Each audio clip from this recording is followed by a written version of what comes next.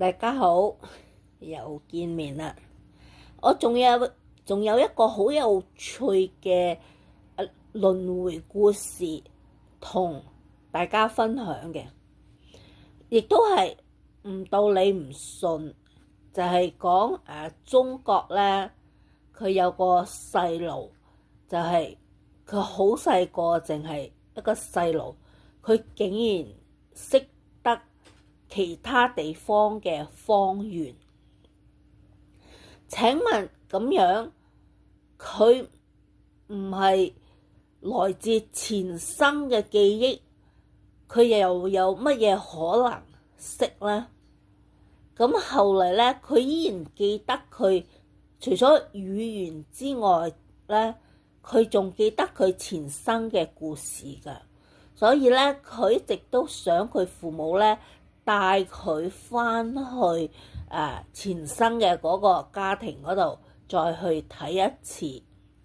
咁後尾佢父母即係頂佢唔順啦，咁咪帶佢返去啦。咁佢去到嗰度，嗰家人仲遺留一啲親戚喺度嘅。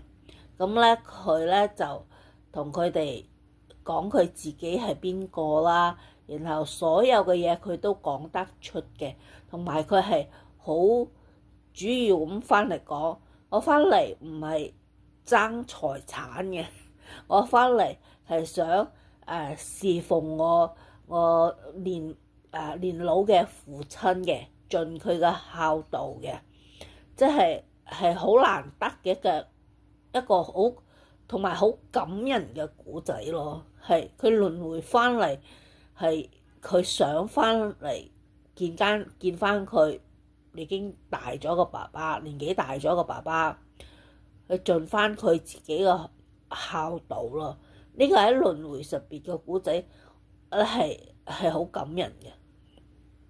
同埋咧，我發覺好多輪迴嘅故事咧，都有一種感人嘅嘢喺度嘅，都有嘅。即係我前生仲有啲嘢未做，仲有啲嘢未搞掂，我想呢生去完成佢。佢係有呢種咁樣嘅特徵嘅，我發覺。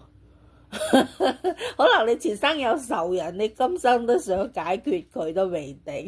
呢類故仔可能有，但係就算有都好啦，你都唔敢講出嚟啦，係咪？我哋就聽住啲感人嘅先啦。